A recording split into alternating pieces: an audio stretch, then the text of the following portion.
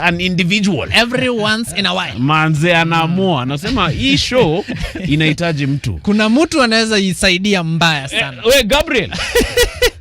Unaweza pata tumia vijana kitu. And today is one of those days. We're privileged in studio to have Alan Kigen, who is an advocate of the High Court of Kenya, joining us right here in the studio, making his debut on radio. Karibu sana Alan. Asante sana. Maze, it's good to have you. Very excited to be here. Nasikia hii ofisi ulikuwa unafanya hapa kitambo. Imagine. This very building office. For 5 years. Like what are the odds? What are the odds? Ulikuwa unasema the big boss man alikuwa kwa hii kona tu hapa. Kwa hii kona. Hii corridor tu bado. Corridor. This corridor. That is you are destined to come to this show. Anasimama kwa corridor na anaita Alan. Check Alan. Where is Alan? Wait, come to my office. Nilikuwa nakwambia kuna PTSD niko nayo. No, karibu sana. We're going to be discussing all things. And as I was telling you earlier, we are here to learn from you. That's why you're our learned friend. Don't mind if we ask questions which you're like, hey, you ni swali gani? Vijana hawakwenda shule. You know, just take it in stride. Maybe to start you off. Yeah. In very layman language, you know, me sijasoma hivyo sana. Yes. Let me ask you this. Yes. To our layman listeners. Yes. What's the difference between a lawyer and an advocate? Juu sisi ukituuliza, yes. Lawyer ako Jivanji. Advocate ako wapi? Advocate ako hapa na sisi studio. Ako Jivanji anatafuta makesi. Umegongwa na pikipiki. Mimi ni lawyer. Hiyo tunafanyaga hiyo. Tukusimamia. So there's a difference. There's a difference. Yeah. Not a massive one, but it's just to do with their qualifications. Okay. So for a lawyer, you study in university a basic law degree, LLB degree, for 4 years. And then now for you to be called to the bar, so that you can be called now an advocate, you need to go to the Kenya School of Law, so that you can do what we call an advocates training program. Okay. So once you do the advocates training program, you do it for a course for 1 year, and then after 6 months, you go also for what we call pupillage, which is more like an internship for 6 months. And then after that, now you petition now the CJ to be able now to admit you as an advocate. That is whether you've passed your bar exams. Na hiyo ni kazi, my friend. Ni kazi? Okay. It's not easy. Passing your bar exams, it is not an easy thing. Yes. I can tell you, I have friends when you wameteseka sana. Wanangangana bado. Wanangangana, yes. But it's a very interesting journey. So once you become an advocate of the High Court of Kenya, now you can be able now to present your clients in court, drafting of documents. Yes. So you're given a special privilege. And how about this other guy? This other guy, so you can do law. Law is actually a stepping stone to very many other things. Yeah. So you can find like the other lawyers, they just did the 4 years and then they went into activism. My friend did 4 years. Yakaingia akakuwa DJ. It worked for him. DJ so, ama atuwezi mtumtakumba. Acha sitamtamu. Haya, utatupea hook hapa kuja show. But you can do very many other things. Yes. So it's just a stepping stone. Yes, so those 4 years. So all advocates are lawyers, but not all lawyers are advocates. Awesome. Nice. You guy, you nitaitumia kwa party. Check it, did you know that all advocates are lawyers and all lawyers are not advocates? Did you know that? Check it, that guy is bright. Invite him to the next party. So I was asking you earlier about something that guys have been talking about the Land Act. Yes. And you're telling me there's an amendment to the Land Act. There is an amendment to the Land Act. Yes. So these are one of the bills which our president actually passed. So if you notice, he passed some 8 bills which ilileta shida sana. Ile day, the fateful day. The fateful day. Yeah. Because he actually passed them during your time ya Raila passing. Rest in peace, Baba. So the Land Act was actually enacted because of the coming of the new constitution. So basically the Land Act, what it does, it actually now consolidated all the registries that we have. We have different registries in Kenya. So like for example, we had the GLA, which is the Government Lands Act registry. We had the Registrations of Titles Act registry. So what are these registries? So these are registries whereby unajua sasa nikikupatia kuna titles different, naweza nikakupatia title deed. Okay. Unaweza ukapatiwa title deed na your parents ni kubwa, ni refu. Now that's from RTA. Kuna ingine ni RTA's Registrations of Titles Act. Okay. Kuna zingine ni ndogo zenye sasa huwa tunapatiwa hizi mashamba za huko Ocha, agricultural properties. So that's under Registered Land Act. All right. So there are different types of registries. There's also Government Land Act. So the Land Act actually just came to consolidate all these registries into one registry. So currently what is happening, we are undergoing something called digitization of the land registry. So they are all the titles na nini we want to digitize the land registry because of the fraud na kila kitu yenye imekuwa ikiendelea huko ndani. So in other words, everything will be online. Everything will be online. So there's a platform called ArdhiSasa. Called ArdhiSasa. Okay. Na mfungue account. Jili ninaona mko na mashamba pale huko na kule zitaingizwa very soon. So that ArdhiSasa, currently the Nairobi registry is digitized. If you want to do any transaction in that registry, you do it online.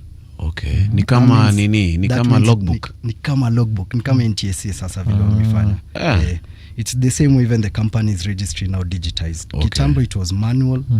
Nowadays, by the way, if you want to register your company, everything is online. Yes.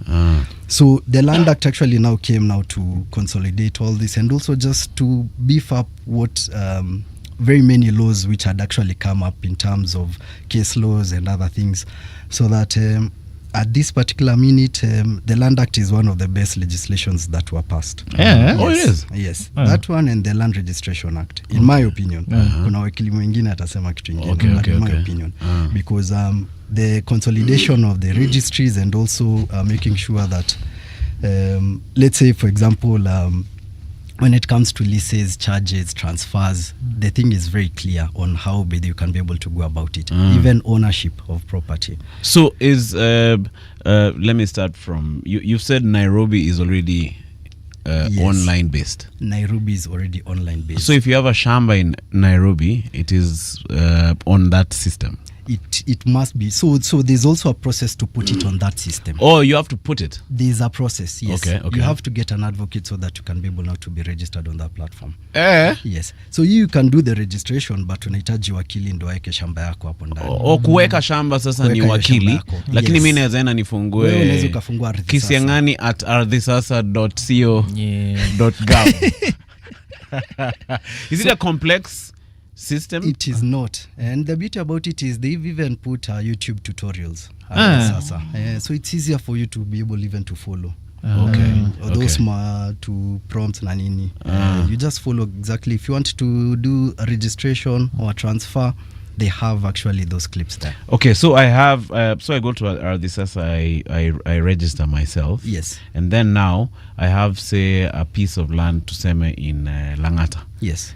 So now I need I now look for a lawyer. So what happens? So once you come to us, what we'll do is that we'll ensure that you actually opened correctly. That means we'll put in, because there are key features which we'll also need now to put there, like for example your photo, your we had your signature and all those things. So once we confirm that it is okay, the next thing is that you give us a copy of the title. So with the copy of the title, we can be able now to upload it on the system. So we upload it on the system, and then now at the back end, they do now their search, so that they confirm that the documents actually supporting that title are actually there, all of them. If the registry does not find even one transfer document, because for example saizi shamba lazima ikuwe imeonekana from the first owner hadi kwako ilikufikia aje. Ni kama farasi. Lazima ujue. Ama ng'ombe. Unajua hizo pedigree cows. Yes. Lazima ujue ilifikia. Kwa hiyo system, they actually look at all the documents. All the documents. Hadi palikafika sasa title yako. Yes. That is interesting. So that now, when we say that your property has actually been entered into the system and it is digitized, you can be able to do anything on your property. Okay. Na kutransfer ni kama NTSA. You just transfer to another person who actually also has an ArdhiSasa account. Oh, okay. Yes, and then Yeah, and then you'll be given now a new title. Just to clear this up, Yes. Is the whole process secure for the landowners? Like there are this, reference from stories Ajaba that during the transfer someone else can reclaim your land, or someone else can claim your land as you move from the Nini to the ArdhiSasa website.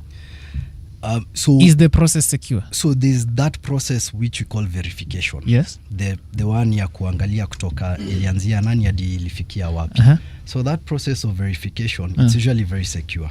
Yes, because it's not actually once tumeitwa na registrar tunaambiwa provide additional documents so that you can be able now to see how you are able actually to get to this property. So if somebody wants to come and steal your property and kuingiza kwa system, it will be very hard for them, because the registry right now, the people who are working there, they're actually doing a very good job when it comes to actually the verification process. Yes. Because this system, by the way, needs to be very secure. Yes. So why did they add the lawyer part? Why can't, if I have the documents, why can't I just go na scan, naenda kwa le mademo saiba hapo nje na show scan nataka kuweka hii shamba yangu online? So even for me, like for example for ArdhiSasa, I have my personal account and I have my advocate's account. So when it comes to that process, I think their thinking was it's easier for you to use an advocate because there are documents which you need also to provide, and there are things which probably you might not understand, so it's easier now to use an advocate for that process. Okay. Well, that's a very good question. Yeah, but it's easier this particular minute, ni hizi vitu zenye gava wanasemanga teething problems. Okay. So you don't also want somebody anakuja anaingiza the wrong title number ama enter wrongly. Yeah, so that it also causes problems. Okay. So history amendment sasa ni nini?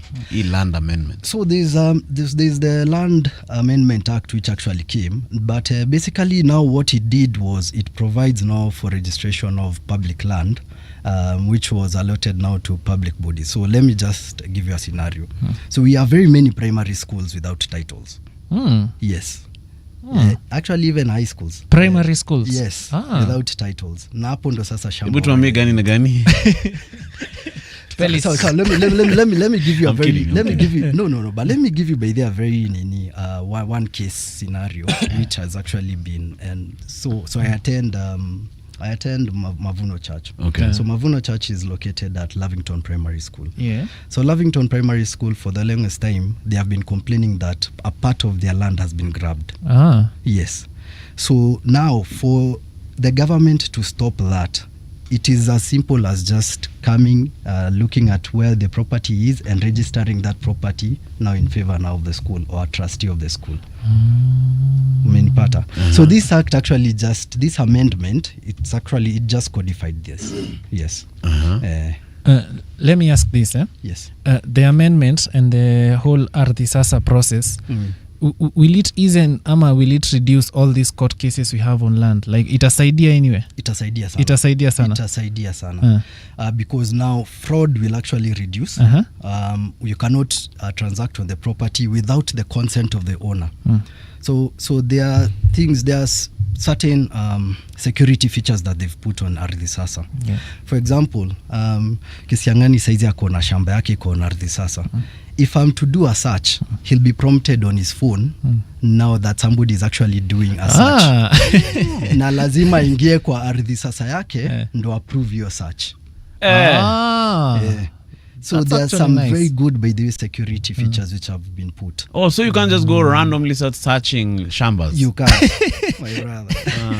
Because there are these cases where someone passes on, alafu shamba tu iko hapo, and then people start trying to, bring tricks. That happens kabisa. And how about this thing of spousal consent?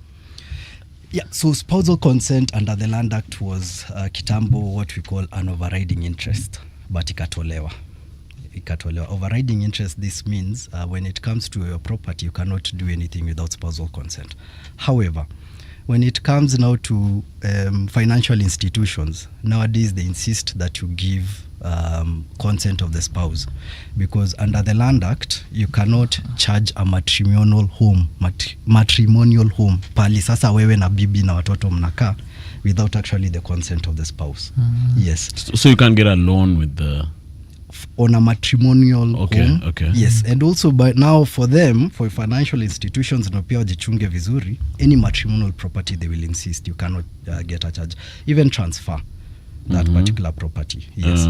So even for me, one of the documents that I'll insist that if, for example, I'm representing a purchaser, I will tell them, I will tell the seller or the seller's advocate tupatie any spousal consent, whether yuko ama yuko, na kama hayuko mtupatie affidavit ya kusema huyu mwenye anauza yeye yuko single. But it's necessary, right? It is very necessary. It is very necessary during this because you don't also want to be in a situation whereby you are also dragged in court because somebody did not give information about the spouse that anaenda kuuza, na pengine hii ni shamba hata ni spouse yeye mwenyewe ndo alichukua loan ndo akanunua ikawekwa tu kwa jina yako. Yeah, that's true. Yeah, there are many cases of even a guy, like I've heard stories of guys who they go and take a loan and the spouse doesn't know. Yes. Alafu sasa auctioneers wana come through mazee sana, anaambia auctioneer bana hata bibi yangu ajui story. So that is, it's also designed to prevent that too. Yes. Like it's not enforceable that an auctioneer can come and sell my land na sikuwa nimeambia bibi. Yeah, so for the act, actually it protects the matrimonial home. If you did not obtain a spousal consent, then hiyo ni shida kubwa sana. And you're talking about now the institution. Yes, sorry. The institution now ndio imeblanda kukupea hiyo pesa. Yes. Yenye imekupatia sasa hiyo pesa. Do you think the whole act will have an impact ama an effect on how people who do real estate business operate? Totally. So huwa ninasema the government, watu wenye wanaingianga gava wakiingia waachi kufikiria, they are still the bright people we read. Yeah. So one of the measures zenye unapata the government is trying to do, they started with digitizing the land registry. The company's registry. And then also right now they are digitizing the land registry. So that is for ease of business now to actually work. So kitambo ungeenda saizi unataka kutransfer a property which your client is buying. Unaambiwa uko kwa registry, file haipatikani. Na file haitapatikana for 3 months. So all those things, so for 3 months there's some cash hapa imeshikiliwa which cannot exchange hands because you haven't finished that particular process. Yes. So it will ease by the doing business. So if, for example, it's as simple as tunapatana kwa you've already agreed on the purchase price and everything else. The search nowadays by the way uko kwa ArdhiSasa inatoka ASAP. Right there and then showing by the way the first owner dipali imefikia kwako, so that you can see the historical paint a picture of how it used to look like kitambo. Hey, so kitambo, what used to happen is you'll go to the land registry and then you do a search, and then you find kwa hiyo property probably the owner is fraudulent na ana lias na registrar. So the registrar will give you a fake search. Wewe uende useme umenunua hiyo shamba. After 1 year kuna mtu anakuja na kuambia umenunua shamba gani? This is actually my property. Why are you also in my property? Let me give you a very, by the way, sad scenario which happened. There are these financial institutions, actually there are 3 of them. They charged the same property. Wote walipatiana loan on the same property. So even hiyo kesi ilifika hadi Supreme Court. So Supreme Court wanauliza nyinyi banks mko hapa by the way tunapigana na nyinyi. Lakini by the way ule mtu mwenye aliwa fraud anatembea huko Nairobi bila hata kufanywa kitu yote. Jamaa ajali. Are there many of these cases? There are very many fraudulent cases. I'm sorry to say that. So there are people who their job is just to hang around those areas and look for loopholes and shambas to pepeta. Siku hizi hata Ardhi House haufai kitambo kulikuwa na watu wengi, clerks, brokers, nini, watu tu wako hapo na hang around. Nowadays kila mtu amefukuzwa. Oh, there's no idling. No, you have to come with a ticket showing what are you come actually to do. What's your business here? What's your business? Yes. Nice. So at the gate unapetwa unaenda wapi? Unaenda wapi? And you have to be going to a specific office. Specific purpose. Yes. So these guys are actually trying. They are trying. They are trying. That's what I can say. They are trying because if I've done a number of transactions on ArdhiSasa and zimeenda vizuri.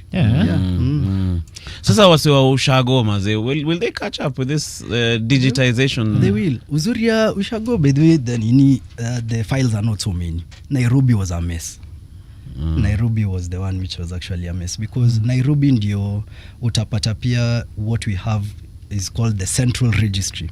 So unaweza kuwa na shamba, let's say Nakuru, lakini registry yake ni huko Nairobi Central. Hizo ni zile mashamba za wakoloni. White Highlands. So their registry was here in Nairobi. So lakini hizo mashamba za huko nyumbani za Ocha, those what we call agricultural properties, they have their own registries. Okay. Yes. They have small registries huko which actually function well, and it's as easy as, by the way, tu kuchukua system kwenda kufanya copy paste.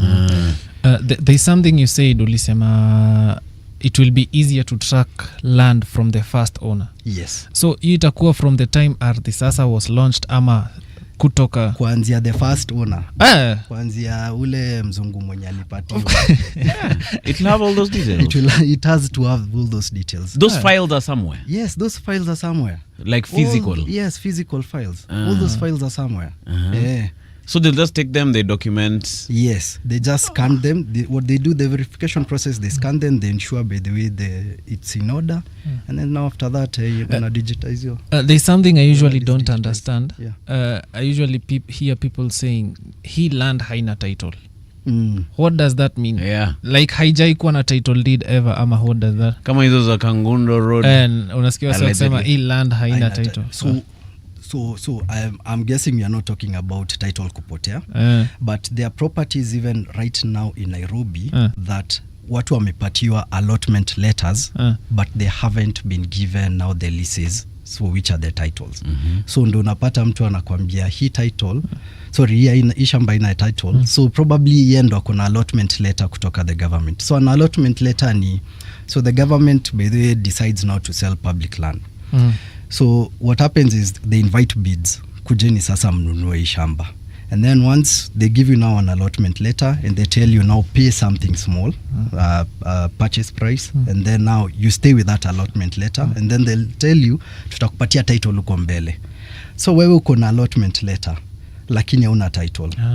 The problem with allotment letters is you need to be very careful about them.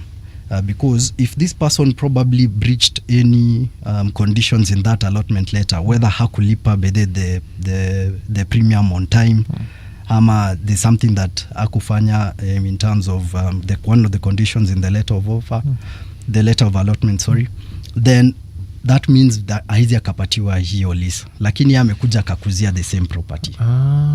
So it's a huge risk. It is a risk.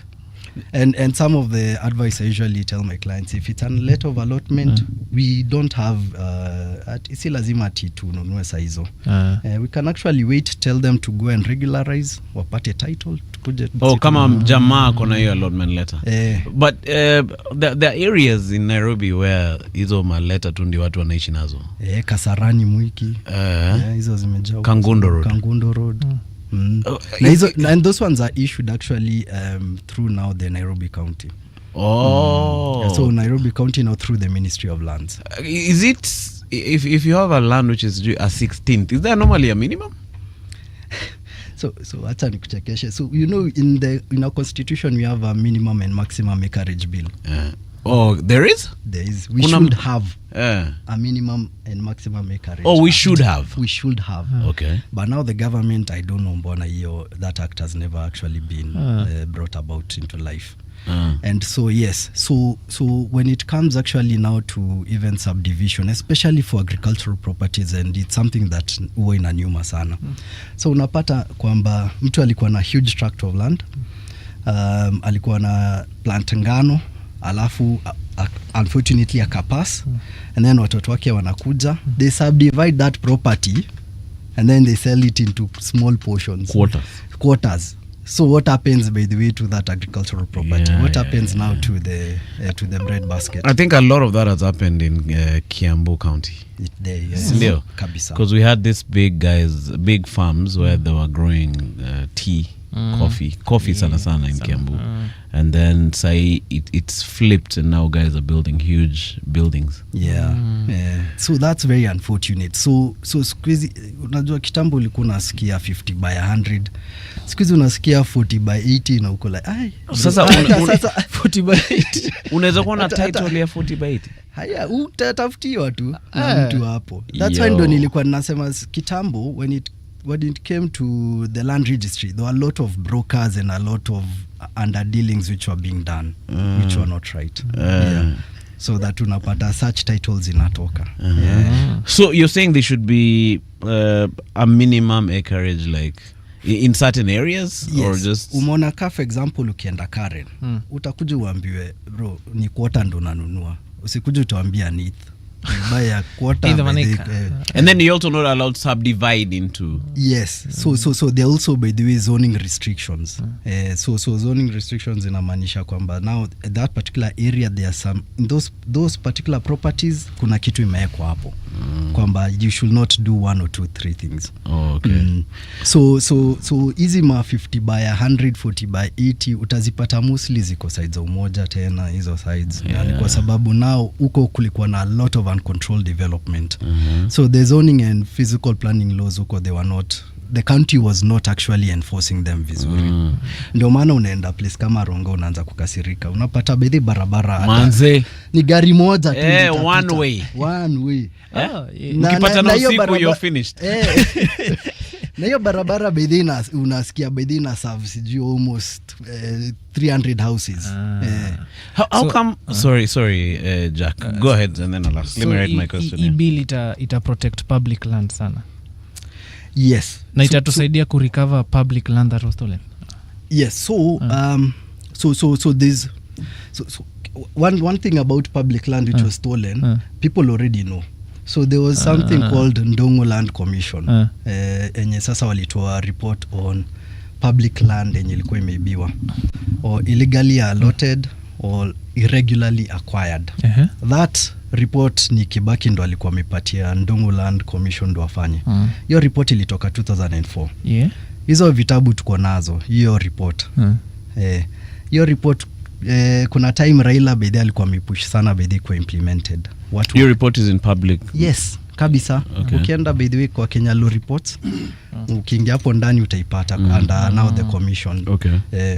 So it shows all those properties zenye zilikuwa zimeibiwa and they are listed na kila mtu anazijua.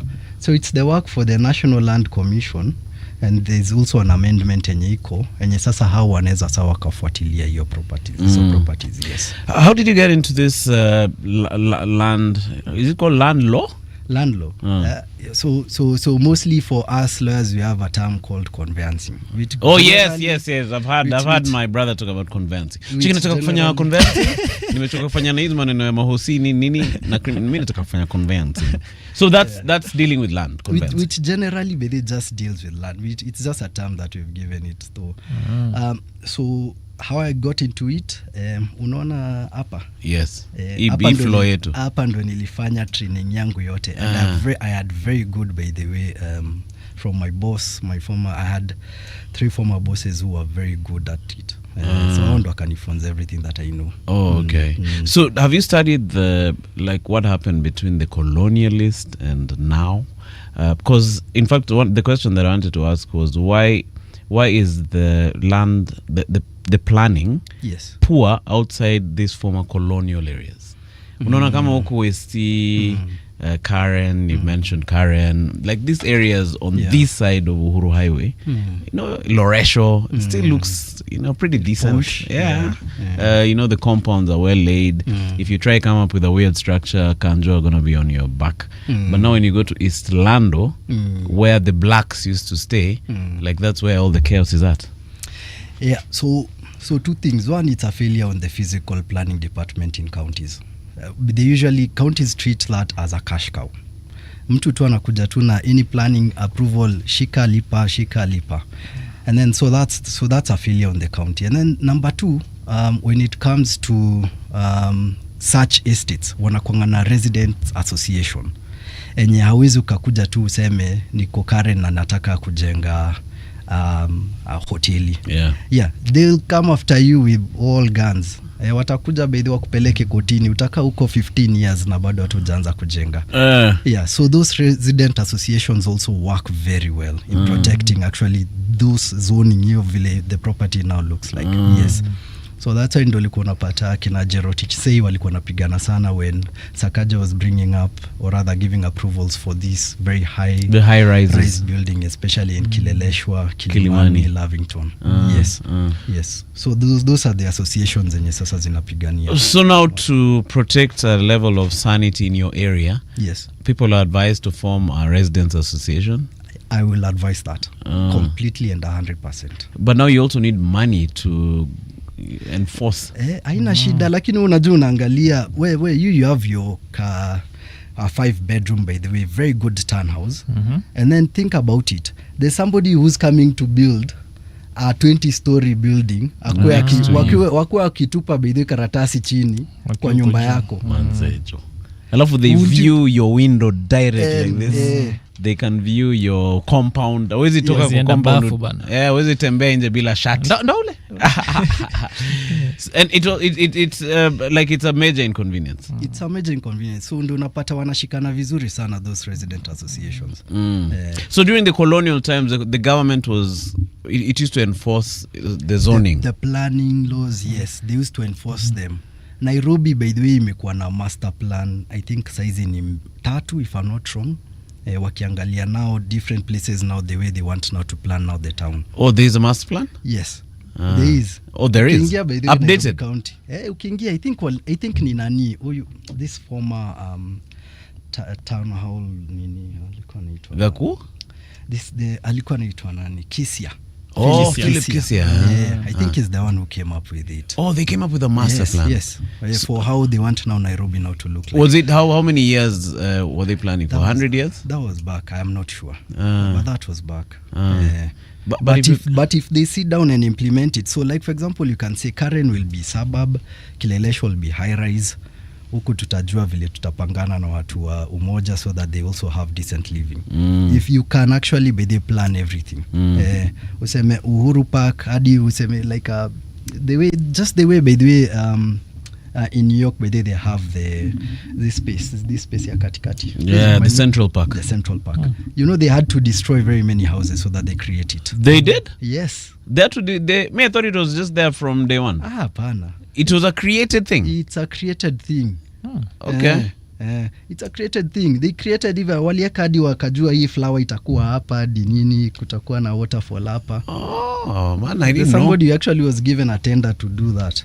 So they cleared buildings. They decided to create a lung for the for people for the city. Yes. So you can actually do that. And you compensate people. Na unawaambia poleni sawa, give them an alternative area to live. They did that in Singapore too. Yeah, like in Singapore, so you know it's an island, right? Yes, so they had people living in villages, but they wanted these guys to come and live in apartments. Yes. So they built apartments. They took people from lands, brought them and gave them a house. So walikuwa na hama na duck. You get into an apartment, but they had a long-term plan, and now the city looks really beautiful. So they have areas where there are these huge blocks of apartments, other areas where they still have some of the older buildings, which they've preserved, sort of like Mombasa Old Town and stuff like that. So basically what we are saying is if we implement the plan that we already have, we can do better. We can do better, and Nairobi can always look better. Na hii maneno ya kusema Nairobi must just go up, I don't agree with it. Oh, you don't agree? I do not agree. How should we do it? No, there is a lot of land in Kenya. The problem is people want to live in concentrated places. So there was a time, you remember when SGR was being built. Username by the when SGR was being built. When SGR was being built. There were these land buying companies who were coming to see tuko na shamba next to the SGR. Lakini ujiulize hiyo SGR iko wapi? Iko nia town ama iko wapi? I love you didn't even terminate there. And then unaenda huko bedi unaanza. There's a lot of land actually in Kenya. That is why even for me I usually advise my clients when you're coming bedi to buy a look at a property, and I'll let you know bedi if it's worth that money or not. In fact, we'll go ahead and even do a valuation. Because sometimes watu tu wanaendanga tu wanagongwa bila kujua. What do you look at? What do you mean? Like if like what do you look at when you say this land is valuable or not? Yeah, so you get a professional valuer. Okay. Yes. So kuna watu wenyewe ni kazi yao. They actually valuers. Oh, yes. They are? Yeah. Is it expensive to hire them? Not really. Tao. Check we Alan, huyu value uko naye? Niko na tao yake hapa. Ongeza mia basi, ongeza mia. So wakili, I've heard you mention something along the lines of compensation. Yes. And mostly when people are being evicted, nasikianga wanakuwa compensated. Do we have a strategy they use to determine, ama ni hiyo bado valuation, to determine how much will we compensate these people, ama how do they go about it? Yeah, so if, for example, the national government or the county want your property, so the first process is they'll approach the National Land Commission. They let them know why you want actually to take the property. Yes. And then the National Land Commission now will come and do the valuation of the property. And then now they will settle you. Once they take possession, then they settle you. But it has to be prompt compensation. Now the National Land Commission, what I know is every time by day they want to do that work, they already have the budget. By prompt compensation, you mean immediately? Saizo. Saizo. Sijui kama mliona ile story ya these guys from was it Kirinyaga ama wapi? Walipatiwa pesa ya dam, walitolewa kutoka pale dam ilikuwa inajengwa. Then wakaenda kama wamemaliza pesa yote. They were given money. Wakamaliza pesa yote. Walikula. Which area was this? Kirinyaga sama. Okay. So they were compensated. Yeah, people are compensated. That usually happens. Yes, because compensation has to be prompt. Yes. Maybe you should be compensated with another physical piece of land. Yes, alafu labda unapewa tu kakitu ya kukuhamisha. But that's also an option. But the other people are given that option. Yes. Kwa sasa ukipewa cash unaweza enda uipepeta. Wait, unapeleko to a different land? Yeah. That's also a form of compensation. Okay. Yes. You see, they're being given money. Umepeana give out your shamba, umepewa pesa, unapepeta hizo do instead of going to buy another piece of land. So unaona bado uko kwa mtaa. Kwa hivyo wewe akodi ungechukua shamba ama pesa? Ni mwingine chukua shamba. Let me tell you, pesa, they normally say pesa ya shamba ni tamu. Ni tamu sana. You guys start spending it because you feel like you have a bulk of money. So you have maybe your account unaenda unachungulia your 15 million in cash. So you just start withdrawing it pole pole. In fact, those guys were actually called kufunzwa. Once this money arrives, how to use the money. Usikule hivi. Na wakaenda bedhi kama wameibomoa. Most of them. Was that the same situation that was in Gatundu? There was a dam being built in Gatundu, and then yes, it was the same thing. I probably it's another by the way project, but all these dams in unasikia watu wanakuwa relocated, they're usually promptly compensated. Okay. We hang out with Alan Kigen, a seasoned advocate of the High Court of Kenya. We're discussing all things land et al. Shout out to a couple of guys who are watching. Dennis Mutevia saying he's locked all the way from Busia. Nahum Groot is saying karibu Kigen. I think uni mtu anakujua.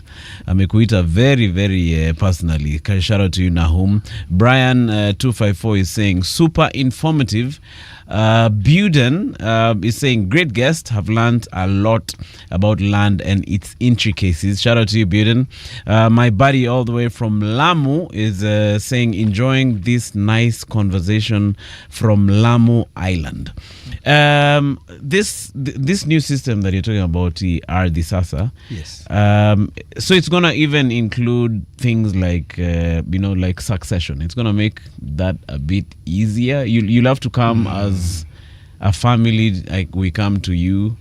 We say we want to do succession for this piece of property, and then now you take us through. Will it make it easier?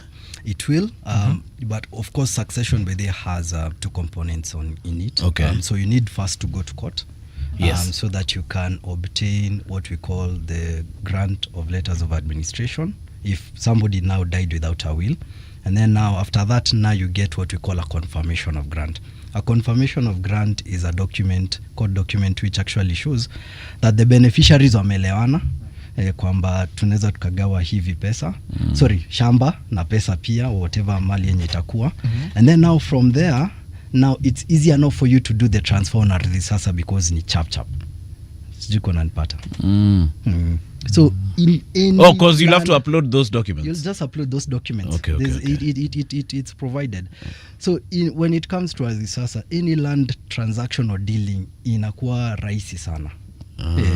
That's what I can say. It eases, by the way, a lot of transactions. So it makes it more transparent. It makes it more transparent and faster. Oh, okay. Yes. Mpango wa kando, are they, is it easy for them to be part of the Succession Act, especially with the succession process with these new systems? So mpango wa kando, there are a lot of moving parts hapo. But let me say this. Mpango wa kando huwa anashika wanaume, generally inakuanga kwamba they'll want to get a kid with them. And once they get a kid with them, the kid is a dependent, and then now atapata pia mali hapo ndani. Okay. So that is what most of them actually do. Because nowadays, court, by the way, frown upon something called presumption of marriage. So if you're not married, you should not be entitled now to property. Wait, what? Presumption of marriage, walitoa. If you're not married to somebody, hawezi ukakuja uanze kuclaim kwamba nimekuwa nikikaa na sijui kumchunga nini. Kitambo, you had this thing where if the neighbor saw you for a while kwa studio yangu, it's enough to prove that the caretaker, rent receipts, mzee ndio amekuwa akilipa all this time. So by there are very strict measures that actually the court has put when it comes to presumption of marriage. Yes. Hiyo by the kukaa pamoja for a very long time. Yes, probably mlipata watoto pamoja, you did investments together. Now those actually prove presumption of marriage. But ile yenye ulionekana sijui once in a week hapa na once in a week is not bad. You are taking notes, Check it. No, I'll see you next week. Usikuje mara mbili hii wiki. Kwani uski? No, but I hear you. So that presumption of marriage, that yearly tolewa na the Marriage Act. So even right now the Marriage Act provides, even for customary law, mona ile unapeleka rorashio, you need to register it. Yes. Even you can register that? Yes. Rorashio? Yes, you need to that's a form of marriage under the Marriage Act. Yes. So you need to register that. How do you do that? Marriage registry. Tenda tu uko bedeni uambie. So you go and tell them I did all forms of marriages need to be registered. Okay. Yes. Okay. And now the proof that you're married is you have a marriage certificate. So meaning if your person has that marriage certificate or a copy of it showing that you're actually married, then anaweza claim kutoka kwako. Okay. All right. No, this is very informative stuff. Thanks for making the time for this. Let's talk a little just generally about that what is it called? The Communications Act that was also signed. How many bills were signed that day? I don't know if you can remember. There were 8. So there were 8.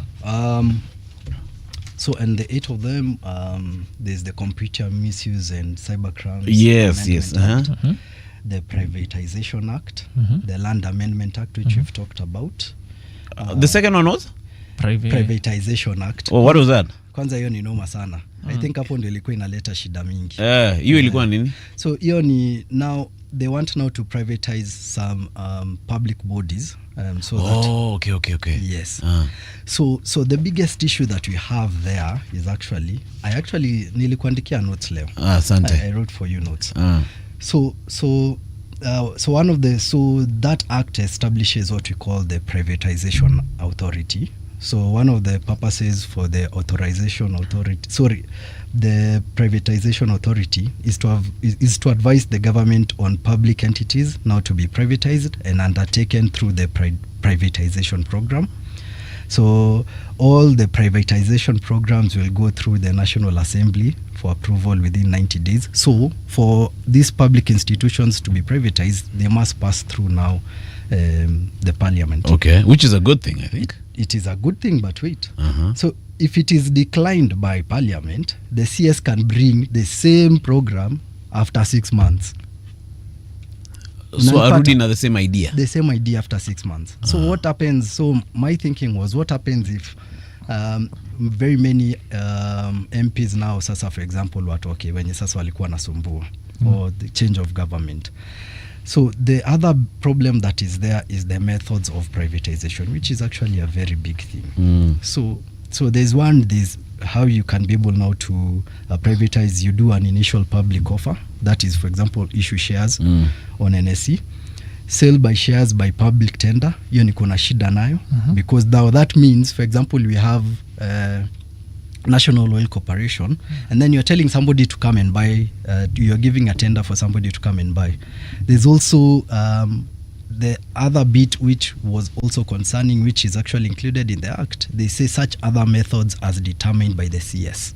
Also CS anaweza sema tufanye hivi.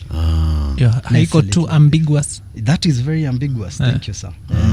Kabisa, that is very ambiguous. So those are some of the methods of privatization, and now people so actually what contention.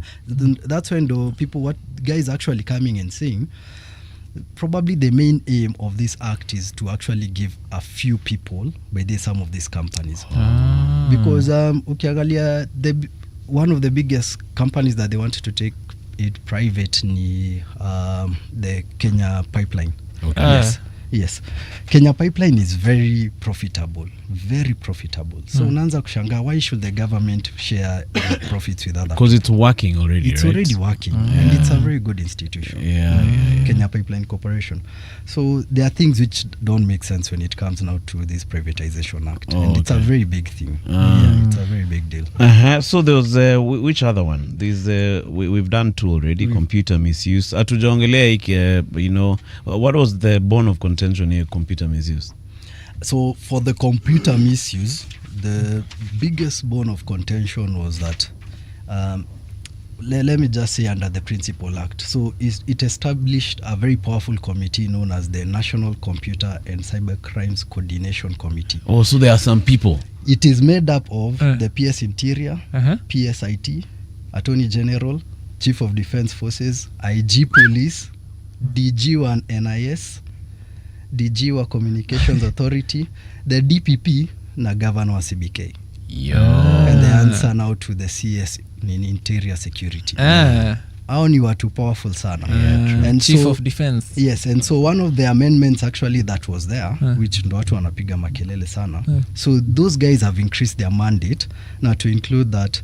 So when it comes now to websites where they see that there's unlawful activity, inappropriate sexual content of minors, terrorism or religious extremism and cultism, they can issue a directive to render the website or application inaccessible. Wanaweza kazima tu hivyo. So for me, for example, inappropriate sexual content of minor, hiyo zimeni haraka, ama terrorism, ama religious. But hapa ameweka unlawful activities. So it's only them to say unlawful activities. So for example, it makes it ambiguous again. It makes it ambiguous again. But pia the issue of terrorism niko nasikia it's open to interpretation. That also terrorism, because guys juzi tu walikuwa wanapelekwa kotini juu ya terrorism. I remember juzi you're on the streets protesting unaitwa terrorist. Wakaita terrorist. In Tanzania they did the same thing. They called very many people terrorists. People were protesting and treasonous. Those are very heavy charges. And then it allows the governor some they can even rendition you for a while. Yes, they can detain you without actually for the bail terms zinaweza zikatolewa. That's quite interesting. And then that's a very high level individual to be on that committee. Yes. Like to start dealing with maneno ya online. So it's also not only them, so they can also second people there.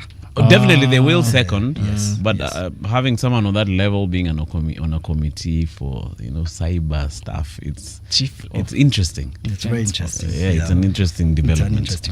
We're hanging out with Alan Kigen right here in studio. Jack Alita is also in the building. Alan is dishing out information like a nonsense up AV. If you guys are gonna have this and awalipishe mazee mnaweza pitia sana mno. So I think we're very, very lucky. We're going to give him some time to take some water. Meanwhile, we're going to go to the top of the hour and move the show back to X, all right? We still have Alan for a couple of links before we let him go back and enjoy his Friday. But Alan, thank you so much for making the time. Shout out to Bikeman Chronicles, and some Bikeman from Upper Olive Court, Madam Zige #1. Shout out to you, Bikeman Chronicles. Hii Olive Court ni ile Kitengela ama ni gani? Kuna Olive Court fulani najua huko Kitengela. Kite wamejaa sana hapa hivi kwa hii show yetu. But as I said earlier, don't touch that dial. We're gonna be back. Hang out with Alan Kigen. Discussing land et al. It's going to be a very interesting time when we come back from the top of the hour. We also have some dope jams coming your way, courtesy of our super producer, Chess Nthusi. Don't touch that dial. We'll be back.